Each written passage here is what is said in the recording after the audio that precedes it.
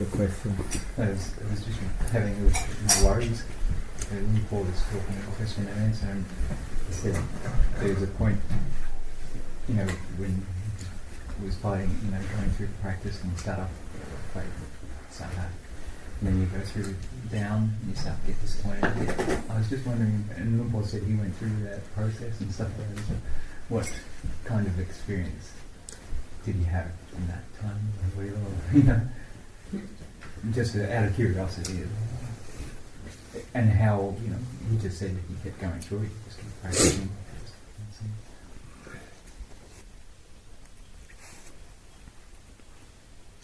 Luang started saying that yes, he's been through periods when you might say the mind was down, feeling of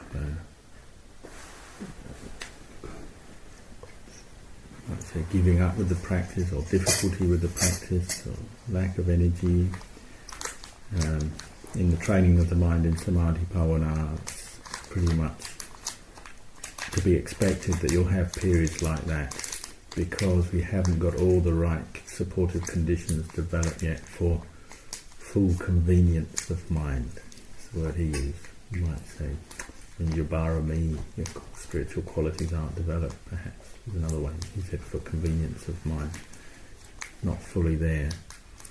But one just focuses on these different moods and feelings that are coming up as just that. They're just moods, they're just feelings, experiences that one is going through.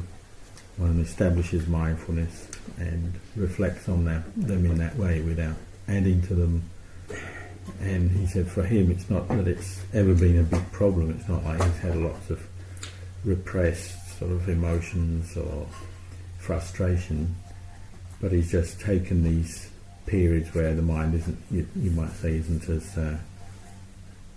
energetic or progressing as it was before. He just takes them as a learning experience, something to learn from, find out about, understand more about the mind, what are the causes for them, what is their nature, and their nature is, well, they're conditions that arise, spend some time in the mind and then pass away. If one doesn't get involved with them with a lot of desire, then one can just contemplate them in that way until one passes through that period of these kind of mind states arising. The danger is you get your own desire for progress, results, for things to be different than they are. That will come in. If you let that fresh desire come in and get involved with that mood that you're watching, well, of course it becomes a source of fresh suffering for the mind, because you're letting your desire for results in the practice to attain, to get samadhi and all that, come in and become a cause of suffering now, rather than just looking objectively at whatever your mood is, wisely reflecting on it. And so you call this sankhara mara. It's like your own moods and mental proliferation becomes an obstacle then, instead of just working through the period where the mind is not at its best, and then coming through it, you're creating more suffering out of it, so it becomes like an extra obstacle you're creating. So you want to try to avoid that, and just observe until things change, but keep practicing. Said that probably the heaviest dukkha you go through is trying to establish ekakata citta, one-pointedness of mind, because you have to be really very firm and completely dedicated to sustaining mindfulness. And you've got all your distractions and different feelings and moods coming up, taking you away from that, so you have to be very determined. And so there's quite a heaviness of mind as you're training to do that. But of course the result is, once you're successful, as you reach happiness. So happiness emerges out of that, which is something very different from before, and much better than before, you could say. So he has had these experiences. He says it's just part of his journey, spiritual path. but never any real danger to the mind or to his practice. They're just something that he's learnt from along the way. It's not like he put his practice in great jeopardy or thought of disrobing or something like that. Well, we have a break. Brendan, just check. Someone rang the bell. It sounded like maybe there's a visitor down there.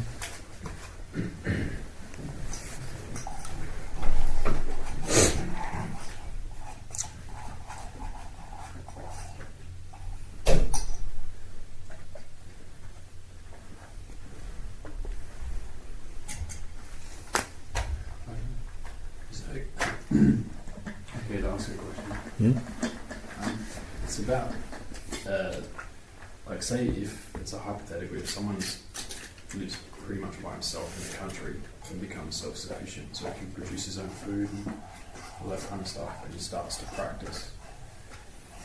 I don't know where it's said, but I think the Buddha said something like he doesn't want people to be hermits in the way that they practice. So my question is why? I'm assuming it's just social interaction that's important. And if so, why? Why is social interaction so important to someone who is practicing on this path?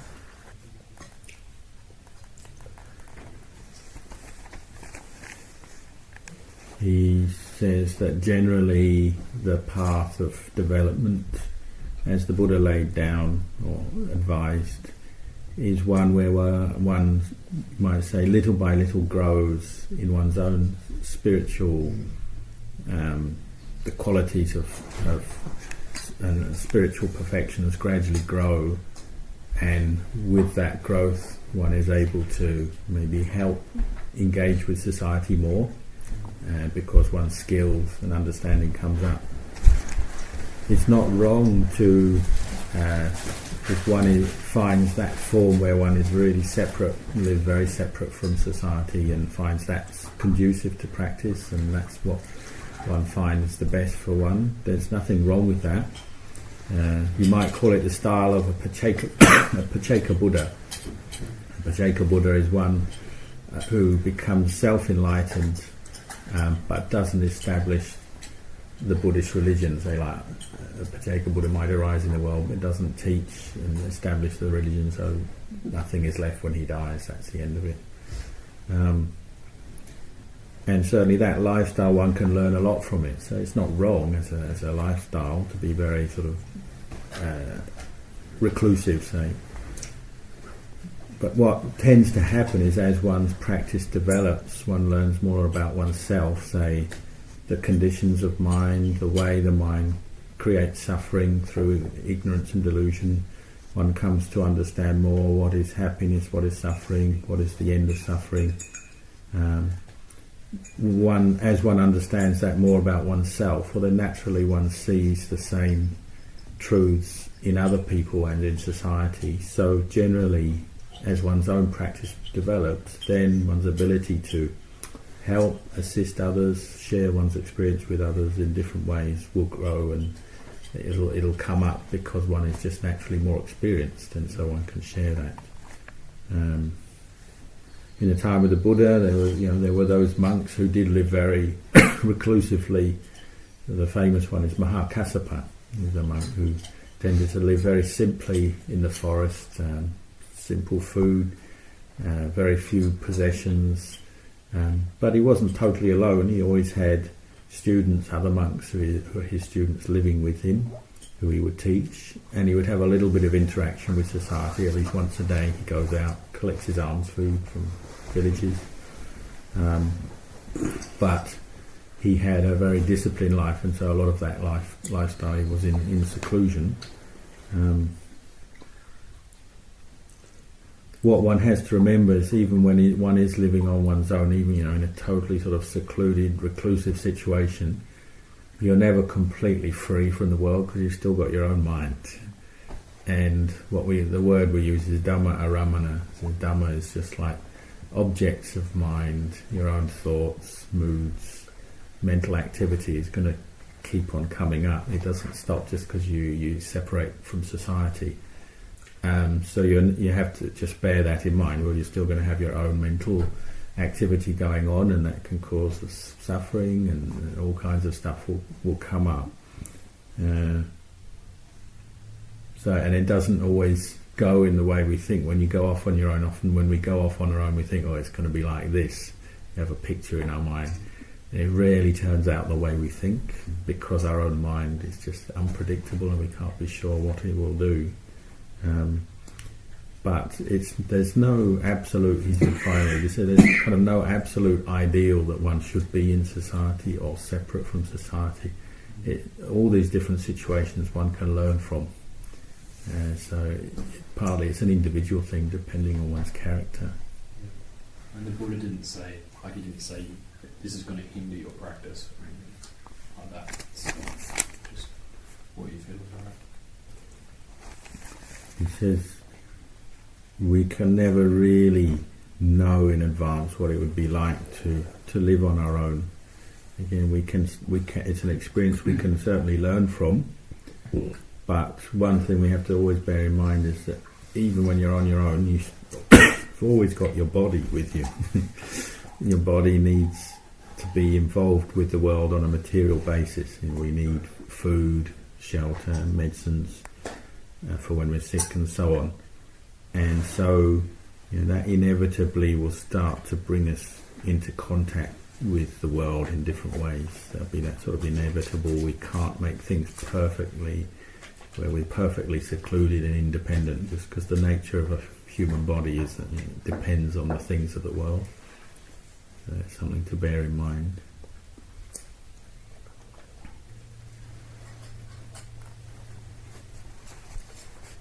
Says another way to obtain seclusion is not necessarily physically removing yourself from people and society. It's actually just having certain practices that limit your interaction with society, even though you're still in society. So one that monks take up sometimes is not speaking. One makes a determination, a resolution for a period of time. I'm not going to engage other people in conversation of any sort. I just stop speaking to people. And that requires a lot of determination, and obviously one has to stick to it. It's quite a strict rule that one can impose on oneself, so one has to have that determination to carry it through. But it's something people do sometimes use in their practice. And obviously that cuts off all the sort of engagement with other people, or limits it right down. He said before he went to study with Ajahn Chah, he tried it as a practice just to see what it was like. For 3 months he went without speaking to anyone, and he found it a good learning experience.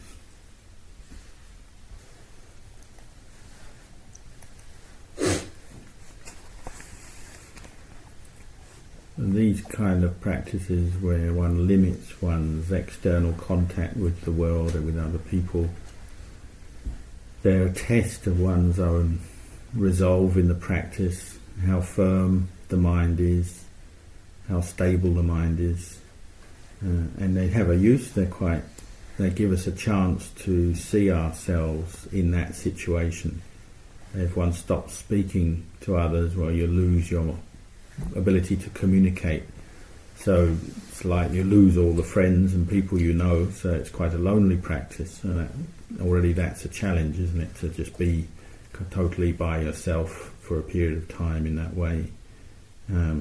But again, however much you limit external sense contact, speaking, seeing people, just living where you cut off, don't look at other people, cut off smell, taste, touch, you can limit that as much as you can, but in the end you cannot completely free the mind from all sense contact, because all it does is heighten your internal sense contact through the mind itself, which is one of our senses. So you tend to get a lot of internal memories and then mental proliferation based on that. You'll have visual images coming up because there's no external stimulation if you've sort of managed to cut all that off. So you get a lot of internal maybe visions, even memories of smells and feelings and moods and things from the past. And the test then is, well, can you pacify that? Can you bring the mind to complete peace? When you've already cut off, limited the external senses, now you're just working with the mind itself. Can you bring that to peace and quiet through the practice of developing strong mindfulness. And that's quite a challenge.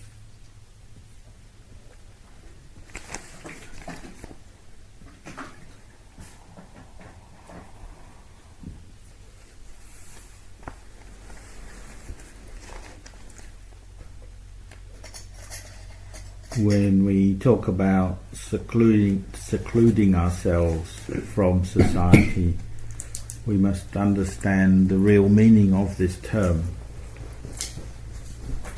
Because wherever we go, we always have the internal mental creations and proliferations of the mind to deal with. Even if we cut ourselves off from all external stimulation and interaction with the world, you still have the internal mental activity based on sanya aramana. Sanya means memories, perceptions that we've accumulated, coming up as an object. So it's memories of old moods, feelings, different experiences we have. These stimulate all kinds of mental activity, proliferation. They condition the mind, and the mind is still making karma, mano karma. Even if physically not doing anything, verbally you stop speaking, you still have an active mind. Mental karma is still being created. There's still volition, there's intentional activity going on. If we have the mood to cut off our external contact with the world, cut off our past connections and links with people and places, that can be good, but we must be very careful and heedful if we're doing that kind of practice where we're going very solitary. We have to be well prepared for the whole experience. We must have a high standard of personal discipline in the practice and be able to look after ourselves properly. And we need a strong practice of sila, a strong foundation of sila, say in the precepts and general restraint in our behaviour. Have to have a very strong sense of hiri, a sense of shame, otapa, awareness and fear of the consequences of unwholesome action, to guard over the mind, watch over ourselves so that we don't fall into unwholesome ways. So we have to really establish the mind very firmly in this quality of heedfulness to prevent this mental proliferation, which will come up very strongly, from falling into unwholesome negative proliferation, which will cause us harm or danger. One who watches over their mind will be able to free themselves from Mara's trap, and that's the trap of their own kilesas.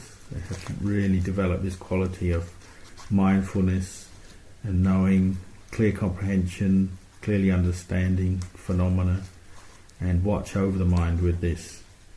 If this inner sense of mindfulness, or the one who knows, or the knowing, is not established, it's very difficult to practice in a situation where one is in, say, sort of solitary practice away from others. The mind has to be well trained, well developed, and be able to maintain a good level of awareness to avoid falling into different delusions that the mind throws up. Because one is totally dependent on oneself, one has to be able to understand and know what is arising in one's mind from moment to moment. One can experience, because one's cut off external connections and sense impingement maybe, then internally one can have visions and different kind of illusions that can arise and trick us, catch us out. If we lose our mindfulness too easily, we forget ourselves too easily, then these are like enemies that overrun the mind, overrun us, and cause us all kinds of problems, even serious problems, when we're weak. If the mind, though, is strong, mindfulness is very strong, clear comprehension of phenomena is strong, then these kind of enemies will fade and the mind will win out, overcome them. So you depend on this firm level of mindfulness and clear comprehension of phenomena to know what is what, to be able to see correctly without delusion what's going on in the mind. We need to develop the 4 foundations of mindfulness well, to be able to direct our attention objectively, with objective awareness, to the body, to feelings, to the mind itself, and to the objects of mind, or just the truth of phenomena. These are the 4 foundations, the 4 areas where we focus our mindfulness. And we have to train ourselves in all of them very firmly, very well.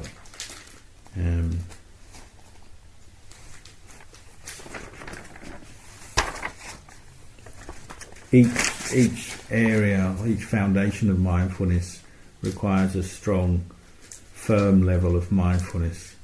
And that has to be continuous. It's not something one just does occasionally or when the conditions are right. One has to be able to maintain mindfulness when one's tired, when one's ill, in different situations where different conditions arise that we maybe don't wish for or didn't predict, and they come up. We still have to be able to maintain our mindfulness.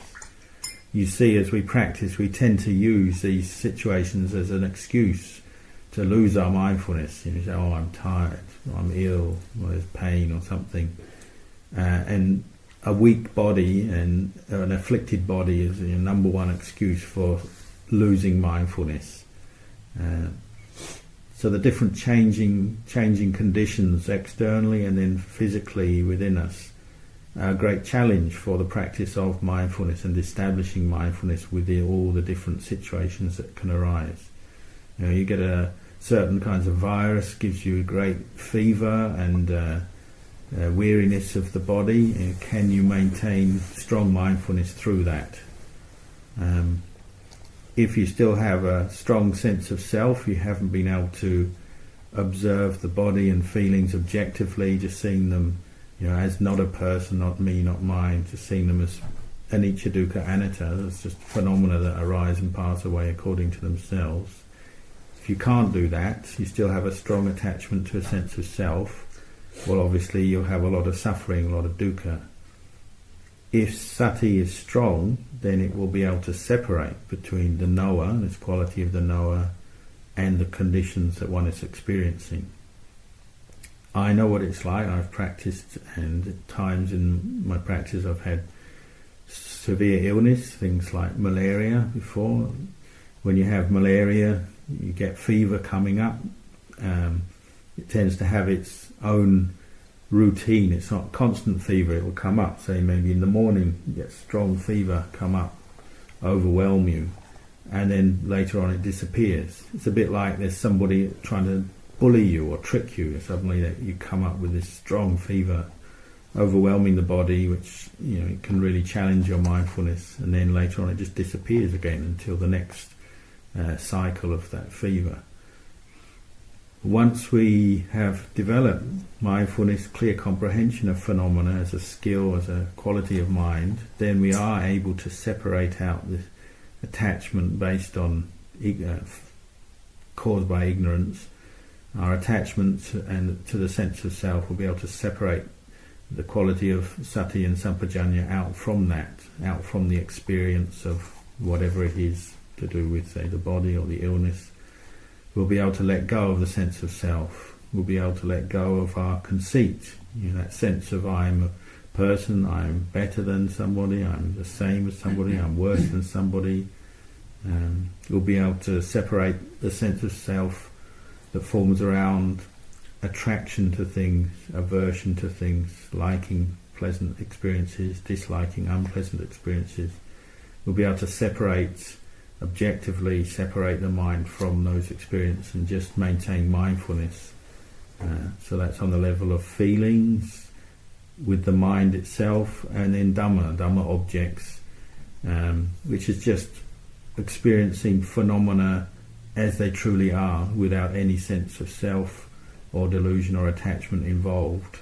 The most refined kind of mindfulness is just maintaining equanimity with all phenomena, physical phenomena, mental phenomena, seeing them as just phenomena, without a self, without a being, a me, a mine.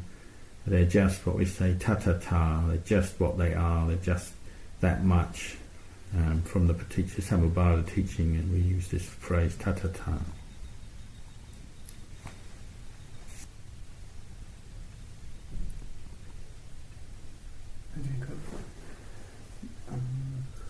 Paul mentioned before that one of the most difficult things in the practice being able to establish ekaggata. Would he be able to expand on that in his time in his meditation practice?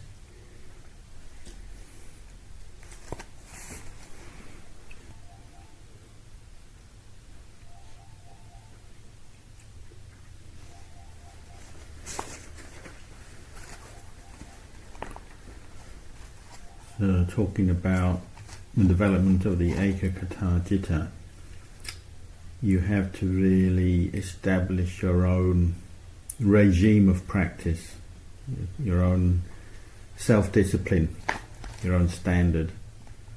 Make that very firm from the beginning.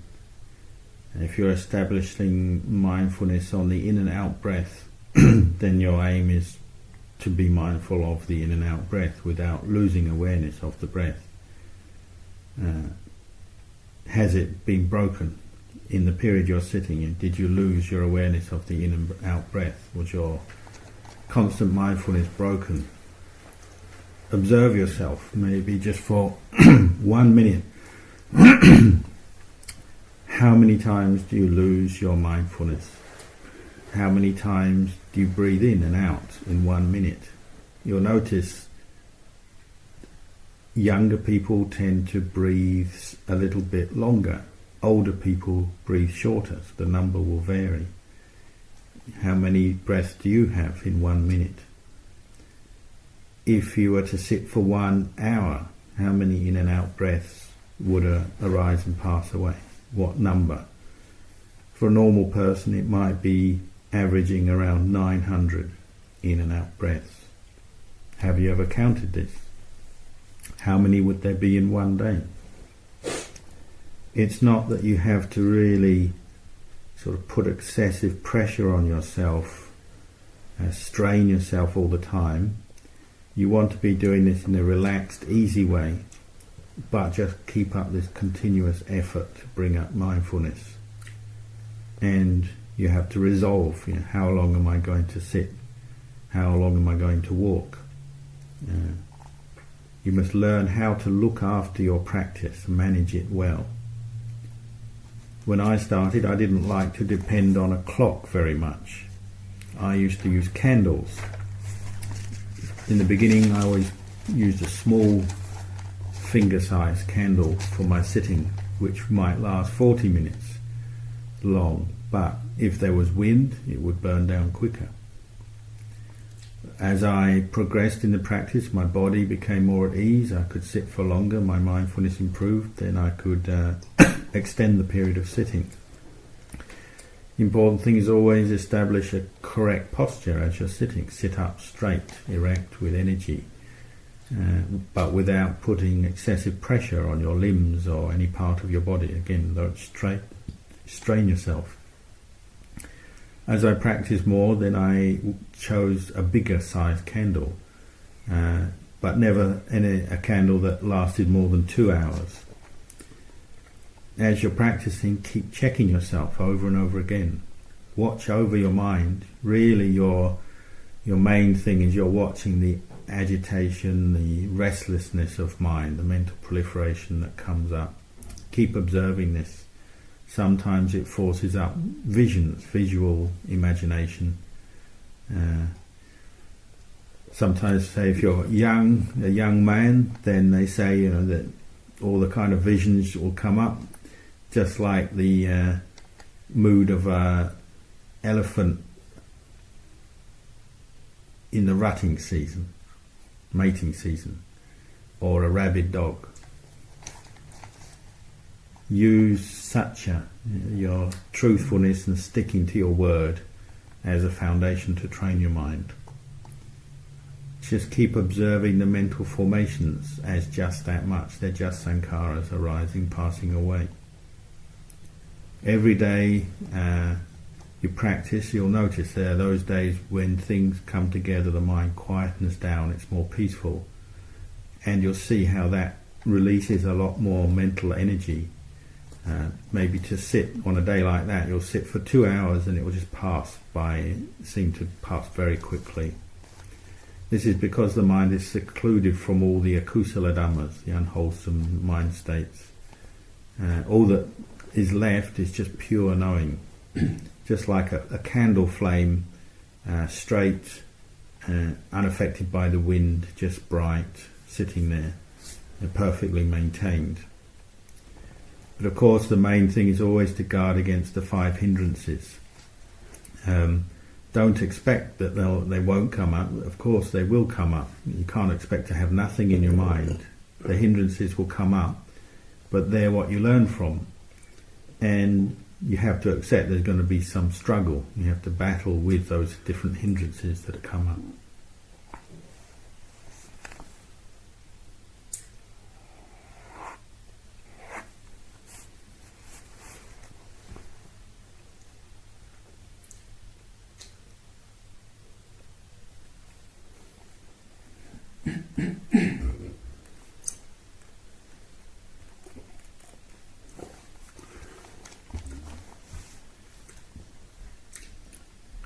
So they compare the restless mind to the rutting elephant. The elephant sort of in the mating season, the male one, it becomes enraged, emotionally charged, difficult to restrain. So we have to learn how to bring the mind to the point where it is no threat to us. So with the elephant, the trainer, he uses a special kind of strap or rope to hold the elephant in place. This rope is made from the leather of the hide of a pregnant buffalo, extremely strong, to tie around the elephant, hold it in place, hold it in check. And this is when they first catch them from the jungle. And it holds it firmly in place. It can't move around as it wants, can't do anything it wants, can't follow its own desires and moods. And they also starve it. They don't give it food or water at first as a way to really tame it and bring it, pacify all its desires and moods and this sort of enraged emotional state it's in. It's sort of eroding away, breaking down its attachment to its own sort of sense of self and independence and freedom. And this is the way they train it, and they compare the training of the mind to this.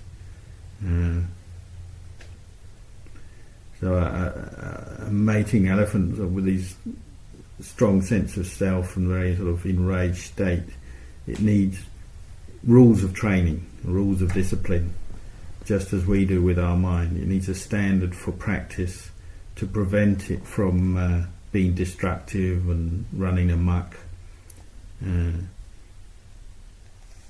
Or similarly, you could compare it to water in a river or stream. That water constantly flowing on has a very strong energy to it, it's a strong force. So if you were to dam it, you really need to make a very strong dam to be successful, to hold the strength of that water flow. It's the same idea. So we have to see that our own internal Dhamma aramanas, so the different mental objects, phenomena arising in the mind, they have strong energy that we have to learn how to harness, to tame, to restrain, tame it, so that they can't disrupt us or just cause damage to us.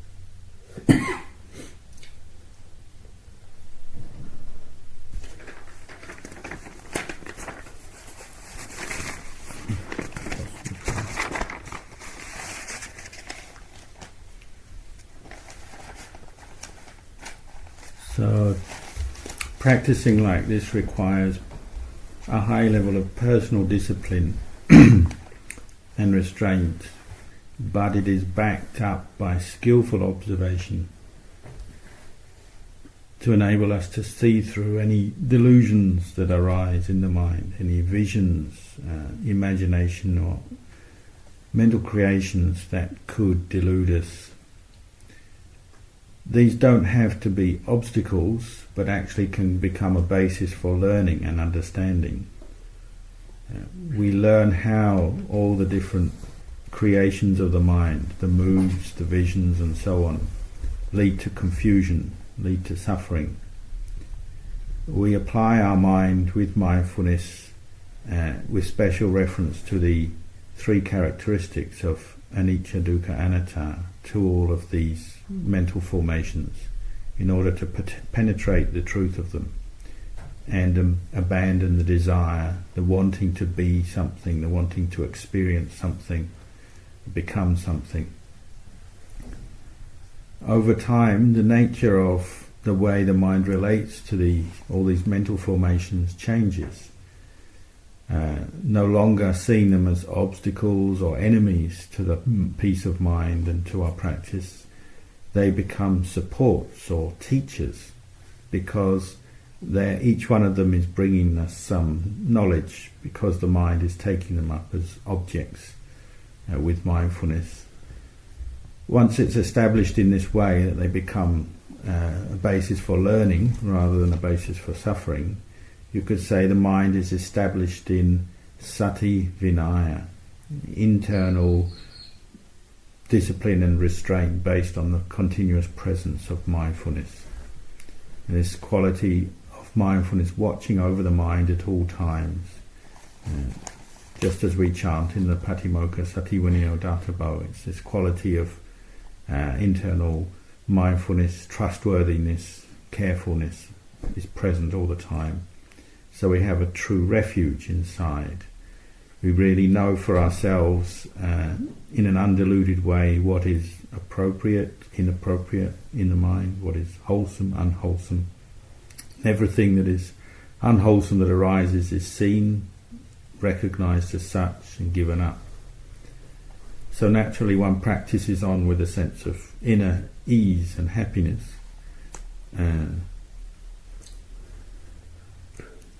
Because the mind is being freed from its attachment to these things, its attachment to moods of liking and disliking. These actually fade away, so they no longer arise in the mind. The mind is just left with happiness, all the dukkha disappears.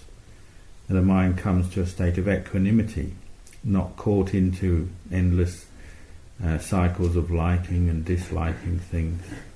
This is what you might say is a mind of value, of quality. But even then, that's a worldly term that you apply to it with language, but you don't actually think like that. It's just the experience of the way the mind is. It's just the way it is. And it's experiencing a sense of inner coolness and happiness, free from worries and concerns about things.